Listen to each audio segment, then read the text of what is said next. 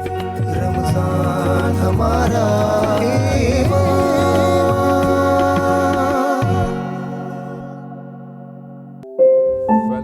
Welcome back नाजरीन। हमारे साथ इस वक्त काश वेलफेयर ट्रस्ट के दो डॉक्टर साहिबान ने हमारे इस शो को ज्वाइन किया है। मेरे साथ तशरीफ़ रखते हैं जनाब डॉक्टर अदनान जब्बार साहब। अस्सलाम वालेकुम सर। वालेकुम अस्सलाम। और उनके साथ तशरीफ़ रखती हैं डॉक्टर बुशरा शिराजी साहिबा। अस्सलाम वालेकुम। और उनके साथ अभी हमें ब्रेक में ज्वाइन किया है मौलाना अकील अंजुम साहब ने। मौलाना साहब अस्सलाम वालेकुम। वालेकुम सलाम व रहमतुल्लाह। खैरियत से हैं आप? अल्हम्दुलिल्लाह। नाज़रीन, जैसा कि हमने ब्रेक से पहले बताया था कि जो आज का हमारा टॉपिक है वो ज़रब अली रज़ी अल्लाह ताला अन्हो के हवाले से हम बात करेंगे और उसके अलावा एतिकाफ़ के फ़ज़ाइल पर भी गुफ्तगू करेंगे। लेकिन ये जो काश वेलफेयर ऑर्गेनाइजेशन है, वेलफेयर ट्रस्ट है, इनका एक प्रोजेक्ट है। इन्होंने एक बीड़ा उठाया है और वो बीड़ा ये उठाया है कि जो ख़वातीन हैं उनके जो ब्रेस्ट कैंसर के जो इश्यूज़ हैं उसमें स्कैन से लेकर और जो भी इससे रिलेटेड मुताल्लिका जो डिज़ीज़ हैं ये उनके लिए हेल्प करते हैं, उनके लिए अवेयरनेस सेमिनार्स रखते हैं और मुख्तलिफ़ और ख़िदमात ये सरअंजाम देते हैं। तो पहले ज़रा चलकर इनका एक पैकेज देख लेते हैं मुख्तसर सा और उसके बाद गुफ्तगू का आगाज़ करते हैं। ये कहानी है फौजिया की, जिसने डॉक्टर से बरवक्त मुआयने और इलाज के बाद ब्रेस्ट कैंसर को शिकस्त दी और अब इसकी ज़िंदगी का मकसद है दूसरी औरतों को इस मोज़ी मर्ज़ की आगाही देना।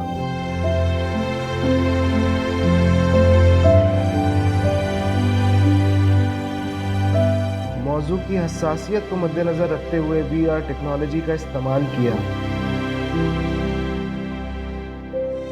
ताकि हर औरत को इनफरादी तौर पर भरपूर इत्मीनान के साथ इब्तदाई तशख़ीस का तरीक़ेकार बताया जा सके, क्योंकि इब्तदाई तशख़ीस से ही ब्रेस्ट कैंसर की शिकस्त मुमकिन है। मैं तो ब्रेस्ट कैंसर से जंग जीत गई, मगर शानो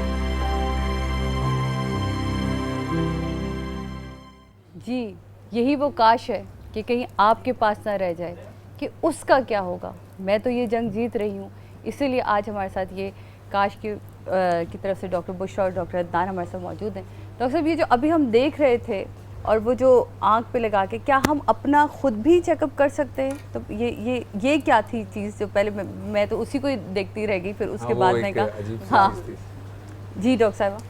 वेल बेसिकली ये जो एक वर्चुअल रियलिटी का एक छोटा वीडियो है ताकि लोग जब उसको देखें वो ये जानें कि वो ख़ुद अपना मुआयना किस तरीके से किया जा सकता है, क्योंकि हर शख्स के लिए ये फ़ीज़िबल नहीं होता कि वो मुस्तकिल डॉक्टर्स के पास जाए और ख़ास तौर पे जो दूर दराज इलाकों में हैं जहाँ फैसिलिटीज़ ही अवेलेबल नहीं हैं। काश ने ये एक बहुत अच्छी एक वीडियो बनाई है जो फ़ोन से ये लगा लेते हैं। अच्छा। और एक प्रिवेसी को मद्देनज़र रखते हुए इस चीज़ को औरतें देखती हैं और कि अपना मुआयना किस तरह करें, कौन सी अलामतें हैं जो अपने अंदर जब देखें तो डॉक्टर के पास जाएं। अच्छा, वैसे मैं भी ये जानना चाहूँगी कि डॉक्टर साहब के शुरुआती अलामतों में अगर कैसे पता चलता है कि ख़वातीन, क्योंकि हमारे यहाँ क्योंकि माहौल जिस तरह का, हम अपनी बच्चियों को या हम अगर देखें हमारे घरों का माहौल होता है तो ज़रा बच्चियों को रखा इस तरह जाता है कि वो कोई भी चीज़ बताते हुए शर्माती हैं, वो फिर अपनी बड़ी उम्र तक भी आते हुए शर्माती हैं इस चीज़ को लेके। तो ये एक अब ऐसी बीमारी मेरा ख्याल होती जा रही है कि जिसके जो अब एज को नहीं देख रही कि मैंने बड़े में होना है या मैंने छोटे में होना है, क्योंकि मेरे बहुत सारे शोबिस के ऐसे मेरी फ्रेंड्स हैं जो बड़ी यंग एज में लेकिन इससे सफ़र कर रही हैं और अब माशाल्लाह से उनका इलाज भी चल रहा है। अभी अस्मा अब्बास साहिबा हमारे पास उस दिन यहाँ आई थी, माशाल्लाह से उन्होंने इस जंग को जीता है और वो कह सकती हैं कि मेरे पास अब काश का लफ्ज़ नहीं है। तो ये अवेयरनेस जी जनाब, मैं इसलिए इनका नाम लिया क्योंकि वो ख़ुद अपने मुंह से कहती हैं कि मेरे नाम लेके बताओ ताकि लोगों को पता चले कि ये बीमारी कितनी तकलीफ़ दे होती है, आपके लिए ही नहीं सिर्फ और आपके घर वालों के लिए कितनी तकलीफ़ दे। तो इसके फौरी तौर पे अगर हमें पता करना हो तो ये किस तरह वो होता है? कि देखिए, सबसे ज़रूरी बात तो आप कह चुकी हैं कि हमारे माशरे में जो हमारी तरबियत होती है, यहाँ पे मर्द औरत बिल्कुल अलग, कोई आपस में गुफ्तगू नहीं होती नहीं है। एंड ये सबसे सबसे बुरी चीज़ है कि कम से कम इंसान अपने घर के माहौल में अगर कुछ अलामतें महसूस हों तो प्लीज़ उसको शेयर करें, क्योंकि ये एक ऐसा मर्ज़ है जो अगर पहले दूसरे दर्जे में पकड़ में आ जाता है, पकड़ में आए तो फिर उसकी बहुत अच्छी इलाज भी है और इंसान की ज़िंदगी तकरीबन नॉर्मल गुजर सकती है। दूसरी बात जो मैं कहना चाहूँगी, जो सबसे ज़रूरी चीज़ है, इस मर्ज़ में दर्द नहीं होता। अच्छा, जो गिठान एक आती है उसमें दर्द सिरे से नहीं होता, तो एक चीज़ तकलीफ नहीं देती है तो वो हम चले उसको इग्नोर कर देते हैं कर कि दिया तो गुठली जाता सी है, क्या आ जाएगा इसका, क्या? एग्जैक्टली हाँ। तो एक तो ये बात है, हम ये कहते हैं कि अगर कोई ऐसी गिठान हो जो हफ्ता 10 दिन 15 दिन से ज़्यादा मुस्तकिल रह रही है, सही, उसमें कोई बड़ा छोटापन नहीं आ रहा, एक मुस्तकिल चीज़ रह रही है, तो फिर उस सूरत में प्लीज़ किसी डॉक्टर को दिखाएं चेक ताकि करें। वो देख सकें कि किस किस्म की गिठान है। सही। ठीक है। मैं यहाँ मौलाना साहब आपसे भी एक बात करना चाहूँगी कि ये जो मैंने अभी बात की कि हमारे यहाँ गुफ्तगू का रुझान, डॉक्टर साहिबा ने भी कहा, तो आपको नहीं लगता कि अब हमारे यहाँ जो पहले हम कंबाइंड फैमिली सिस्टम में रहते थे तो बड़े बूढ़े होते थे घर में, अम्मियाँ, दादियाँ, नानियाँ, ये सब, तो आप अगर अपने किसी शौहर से या किसी बेटे से नहीं कोई बात कह पा रहे तो आप अपने किसी बुजुर्ग से कहते थे, फिर वो उनके थ्रू वो बात किसी बड़े तक पहुंचती थी। तो इसमें कहीं ये भी फुकदान है कि हमारे यहाँ जो अब अलग रहने का रिवाज है उसने भी इन चीज़ों को बहुत बढ़ावा दे दिया। जी हाँ, ये जो हद से ज़्यादा हमारा जो प्राइवेटाइजेशन फैमिलीज़ के अंदर आ गई है और हम सब इनफरादियत का शिकार हो रहे हैं, इस चीज़ ने बहुत सारे मामला, सिर्फ यही एक बीमारी का मसला नहीं है, इंसानी ज़िंदगी के अंदर बहुत दुख और सुख होते हैं, जब उनको शेयर करता है तो उसके लिए आसानियाँ पैदा होती हैं, दूसरों को खुशियाँ मिलती हैं। यहाँ मैं ये बात अर्ज़ करना चाहूँगा कि जो शरीयत जो सिखाती है ना, आपको मालूम है कि बच्चियाँ एक मखसूस उम्र में जब पहुँचती हैं और उनके अंदर एक तब्दीली आना शुरू होती है, तो ये माओं की ज़िम्मेदारी है कि उनको इन मसाइल से इंट्रोड्यूस कराएँ, मुतारिफ़ कराएँ और तहारत के मामलात, उन मामलात, और इसी तरीके से बच्चियों को भी चाहिए कि जब वो अपने अंदर कोई चेंज महसूस करें तो सबसे पहले उनकी माँ या बड़ी बहन का हक बनता है कि वो उनको इस बात से इन्फॉर्म करें ताकि इस किसी भी चीज़ का सद्देबाब किया जा सके। सही। कहाँ कहाँ आप लोगों को प्रॉब्लम्स आई लोगों को समझाने में? देखिए, जैसे डॉक्टर शिराजी ने बात कही थी, सबसे बड़ी प्रॉब्लम तो ये है कि ये टॉपिक इतना हसास है कि हम लोग उसके बारे में बात नहीं करते। अगर हम इसके बारे में आगाही भी पहुंचाना चाहते हैं तो हम खुले अल्फाज में ये बात कर नहीं सकते। हम ऑन एयर झिझकते हैं उसके बारे में बात करना। हम अपनी बहनों से, हम जब कम्युनिटी में जाते हैं तो इसके बारे में नहीं बात कर सकते। अभी भी बहुत लिमिटेशन है कि एक मर्द औरत से नहीं बात कर सकता। इसीलिए काश ने VR का इस्तेमाल किया है। VR जो आपने शुरू में देखे थे कि आप एक प्राइवेसी वर्चुअल रियलिटी में सीख सकें कि किस तरह से आप अपना एग्ज़ामिनेशन ख़ुद कर सकते हैं। उसके अलावा अभी भी हमारे माशरे में इस बीमारी के बारे में बहुत से मिथ्स हैं, बहुत सी ऐसी बातें हैं जिनका दर हकीकत कोई ऐसी ताल्लुक़ नहीं होता, लेकिन वो फिर उसकी वजह से अपने इलाज को देर करते हैं। सबसे बड़ी बात उसमें वही है कि मुझे तो कैंसर हो ही नहीं सकता, तो वो अगर कोई चीज़ महसूस भी कर रहे होते हैं, कोई चीज़ अगर हो भी रही होती है तो वो डॉक्टर को नहीं दिखाते। फिर अगर झिझकना, आपस में एक दूसरे को नहीं बताना। हमारे माशरे में एक ये भी मिथ है कि अगर आप बायोप्सी कराएंगे तो ये मर्ज़ और फैल जाएगा। ऐसा बिल्कुल नहीं होता। मर्ज़ कुछ ना करने की वजह से फैलता है। लोग कहते हैं हवा लग जाएगी तो और फैल जाएगा। एक बात मैं ये कहना ज़रूर चाहूँगा कि अगर कैंसर अपने शुरू स्टेज में अगर डायग्नोस हो जाए तो 90% लोग बिल्कुल ठीक हो जाते हैं।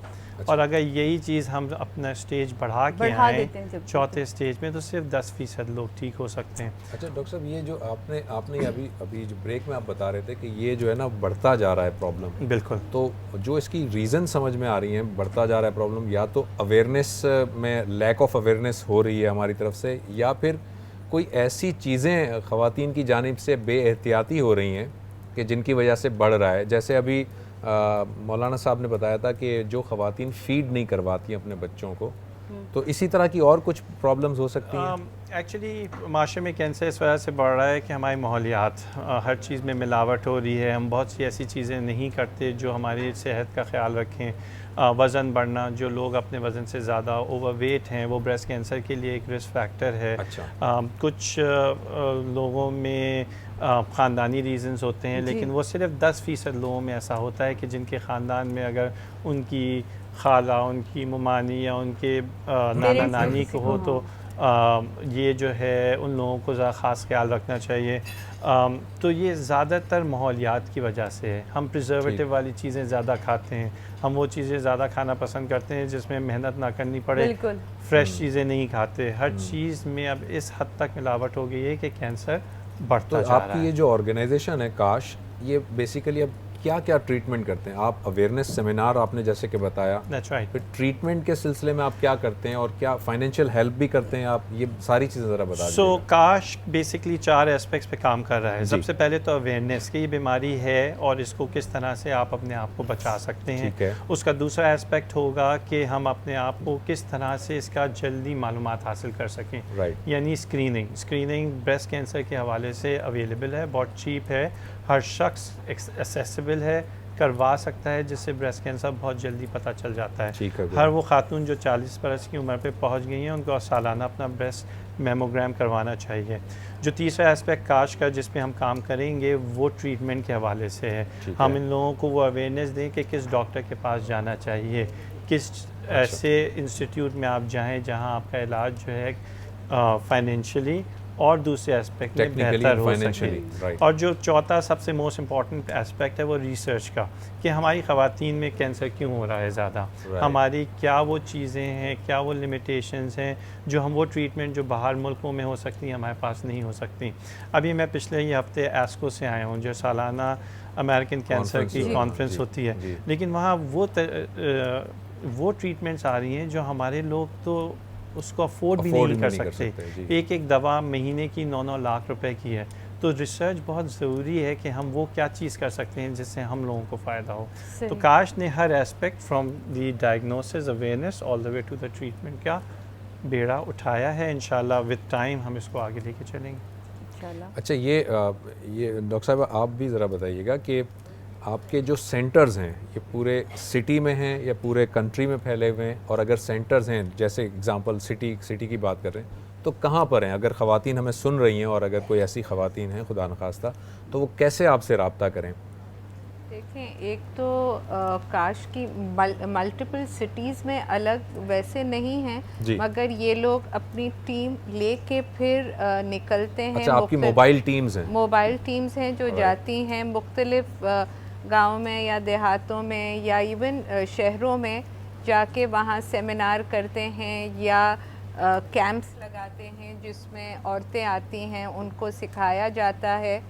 फिर ये जो लेडी हेल्थ वर्कर्स हैं उनके ट्रेनिंग में इन्होंने काफ़ी काम किया है ताकि वो लेडी हेल्थ वर्कर्स जहाँ जहाँ जाती हैं वो तो आप मूव करते हैं। लेकिन आपका इस सेंटर इस सिटी में कोई सेंटर्स हैं आपके? इस वक्त काश का कोई ऐसा सेंटर नहीं है। ऑनलाइन आप हमको देख सकते हैं आगे चल के, क्योंकि अभी हम अपनी इन्फेंसी में हैं, अभी काश शुरू ही हुआ है। तो हमारा गोल ये है कि हम ऐसे हेल्थ केयर वर्कर्स जिन इलाकों में हम जा रहे हैं उन्हीं के लोगों को ये सब चीज़ें सिखाएं। जैसे सिविल हॉस्पिटल ठट्टा के इलाके में हम वहाँ गए, हमने वहाँ के लेडी हेल्थ वर्कर्स को सिखाया और वहाँ जाके एक सेमिनार किया। तो बेसिकली वी आर एम्पावरिंग उन्हीं लोगों को कि अपने ही लोगों का आपका जो स्टैटिस्टिक्स है वो क्या कहता है कि गांव देहातों में ज़्यादा ये प्रॉब्लम है या सिटीज़ में है? आई थिंक ये सिटीज़ में ज़्यादा होगी। जैसे आप जाते हैं वो डाइल्यूट हो जाता है। सिर्फ फ़र्क ये है कि हमारे गाँव देहातों में स्टेज ज़्यादा बड़ी भी आती है, क्योंकि वो लोग इलाज के लिए जल्दी नहीं आते।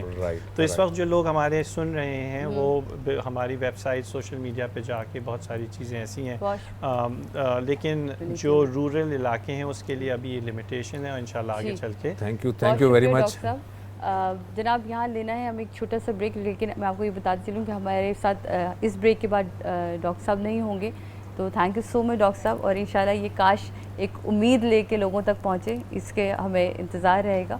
और हमें ज्वाइन किया था रुबाब ने, तो जब हम वापस आएंगे ब्रेक के बाद तो फिर इंशाल्लाह रुबाब साहब और अलामा साहब तो यहाँ हैं ही, तो फिर अपनी गुफ्तगू को आगे लेके चलेंगे। जनाब लेते हैं ब्रेक के बाद मिलते हैं आपसे। रमज़ान हमारा